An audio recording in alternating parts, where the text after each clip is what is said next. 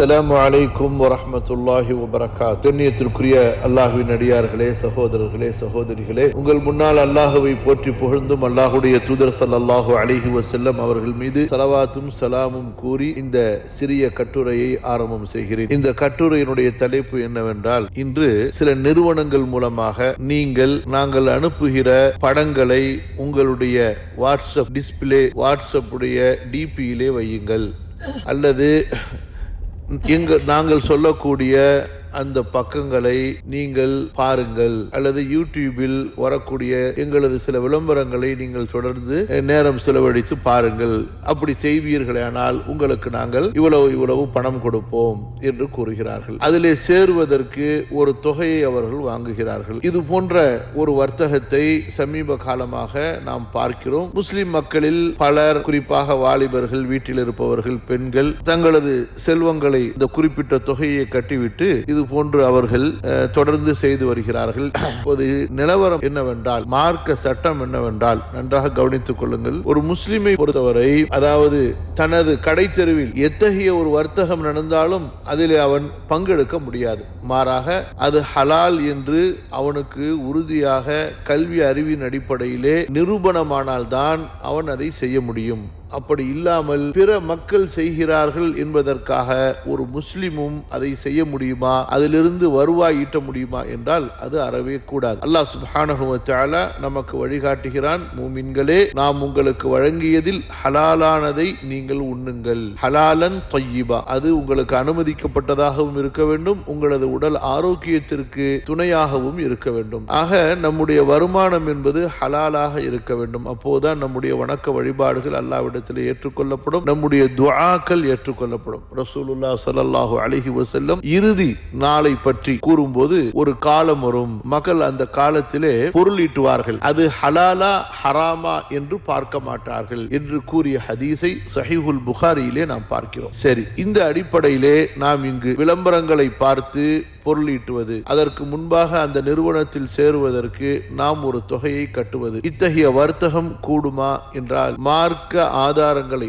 நன்கு நாம் ஆராய்ந்து அலசி பார்க்கும்போது இத்தகைய வர்த்தகம் என்பது சூதாட்டத்தின் வகையை சேர்ந்தது. சரி, அனுமதிக்கப்பட்ட வர்த்தகம் என்றால் அந்த வர்த்தகம் எப்படி இருக்க வேண்டும்? நீங்கள் ஒரு கிரயத்தை கொடுத்து ஒரு பொருளை வாங்க வேண்டும், இது அனுமதிக்கப்பட்ட ஒரு வர்த்தகம். அல்லது நீங்கள் உடலால் உழைக்க வேண்டும், அந்த உடல் உழைப்புக்கு நீங்கள் கூலி பெற வேண்டும், இது அனுமதிக்கப்பட்ட ஒரு வர்த்தகம். அல்லது ஒருவரிடத்திலே நீங்கள் ஒரு பொருளை, அவருக்கு தேவையான ஒரு பொருளை கொடுத்துவிட்டு உங்களுக்கு தேவையான ஒரு பொருளை பரிமாற்றம் செய்து கொள்வது, இப்படிப்பட்ட ஒரு நேரடியான வர்த்தகத்தை தான் நபி ஸல்லல்லாஹு அலைஹி வஸல்லம் நமக்கு அனுமதித்திருக்கிறார்கள். இதுதான் குர்ஆனும் ஹதீஸும் நமக்கு அனுமதிக்கக்கூடிய வர்த்தகம்.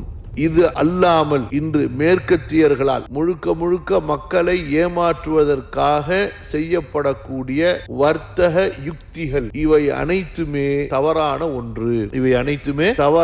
ஒன்று. ஆகவே இது விஷயத்தில் நமது சகோதரர்கள் கவனமாக இருக்க வேண்டும். நீங்கள் ஒரு பொருள், ஒரு செல்வத்தை முதலாவதாக அவர்களுக்கு நீங்கள் கட்டுகிறீர்கள் என்றால், எதற்காக இந்த தொகையை நீங்கள் கட்டுகிறீர்கள்? இதை கொண்டு நீங்கள் ஏதாவது பொருள் வாங்குகிறீர்களா, அல்லது அவர்களுடைய ஒரு பொருளை பயன்படுத்துவதற்கு நீங்கள் வாடகை கொடுக்கிறீர்களா? எதுவுமே இல்லை. இப்படி உங்களை போன்ற பல லட்சம் பேரிடத்திலே வாங்கி கொண்டு பிறகு சில காலம் நீங்கள் பார்க்கக்கூடிய விளம்பரங்களுக்கு நாங்கள் எங்களுக்கு யூடியூபில் இருந்து இவ்வளவு வருமானம் வருகிறது, நாங்கள் அதற்கு உங்களுக்கு அதிலிருந்து கொடுக்கிறோம் என்று கூறி உங்களை அவர்கள் ஏமாற்றுகிறார்கள். சரி, ஒரு மனிதன் விளம்பரத்தை பார்ப்பதென்றால் பொதுவாக அவன் அது ஒரு இயற்கையாக அந்த விளம்பரத்தை பார்க்க வேண்டும். அதாவது ஒரு ஹலாலான விளம்பரமாக இருந்தால், அவருக்கு அது தேவையானதாக இருந்தால் அதனுடைய விவரங்களை அதன் மூலமாக அறியலாம். அப்படி இல்லாமல், அதாவது தன்னுடைய விளம்பரம் அதிகமான மக்களால் பார்க்கப்பட்டால் அந்த ஒரு வியூவர்ஸினுடைய கணக்கின் அடிப்படையிலே அந்த நிறுவனம் ஒரு தொகையை கட்டுகிறது என்றால், வாங்குவதற்கு நோக்கமே இல்லாமல் வெறும் அந்த வியாபார விளம்பரத்தினுடைய வியூவர்ஸை கூட்டுவதன் மூலமாக அந்த நிறுவனம் விளம்பர நிறுவனத்திற்கு கூடுதல் கட்டணத்தை கொடுக்கிறது. அந்த கூடுதல் கட்டணத்தை அந்த விளம்பரத்தை பார்க்கக்கூடியவர்களுக்கு உண்மையிலேயே அப்படி கொடுக்குமே, ஆனால் அந்த பார்வையாளர்களுக்கு அது சில சதவீதத்தின் அடிப்படையில் கொடுக்கிறது என்றால், இது ஒரு பொருளை வாங்கும் நோக்கமில்லாமல் விலையை ஏற்றுகிற அந்த குற்றத்தில் ஒரு வகையில் சேரும். ஆக ஏமாற்றுவது என்ற குற்றம் இந்த வர்த்தகத்தில் கண்டிப்பாக இருக்கிறது. நபி ஸல்லல்லாஹு அலைஹி வஸல்லம் அவர்கள் நமக்கு கூறிய அறிவுரைகள் என்ன? நாம் யாரையும், ஏமாற்றப்படுபவர் முஸ்லிமாக இருந்தாலும் சரி, முஸ்லிம் அல்லாதவராக இருந்தாலும் சரி, எந்த ஒரு மனிதனையும் நாம் ஏமாற்றுவது கூடாது. பொய்யாக ஒரு பொருளை வர்ணிப்பது கூடாது. வாங்கும் நோக்கமில்லாமல் ஒரு பொருளின் விலையை உயர்த்தக்கூடாது. வாங்கும் நோக்கமில்லாமல் ஒரு பொருளின் வர்த்தகத்தில் ஈடுபடக்கூடாது.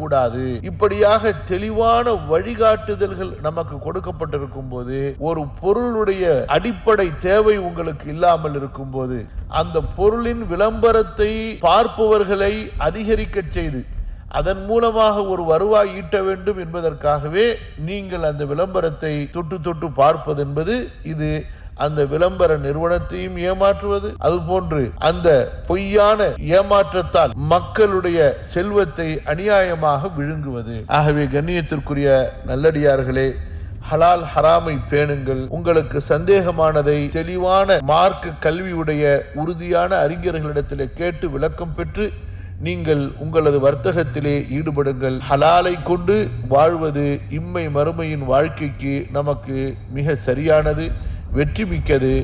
ஹராமான வருவாயை கொண்டு வாழ்வது இம்மை மறுமையின் அழிவுக்கும் நாசத்திற்கும் அல்லாவின் கோபத்திற்கும் போதுமானது. அல்லாஹ் பாதுகாப்பானாக. இன்ஷா அல்லாஹ் இந்த சிறிய பதிவு உங்களுக்கு பிரயோஜனமானதாக இருக்க வேண்டும் என்று அல்லாஹ்விடத்திலே ஆதரவு வைத்து நிறைவு செய்கிறேன். வஸ்ஸலாமு அலைக்கும் வரஹ்மத்துல்லாஹ்.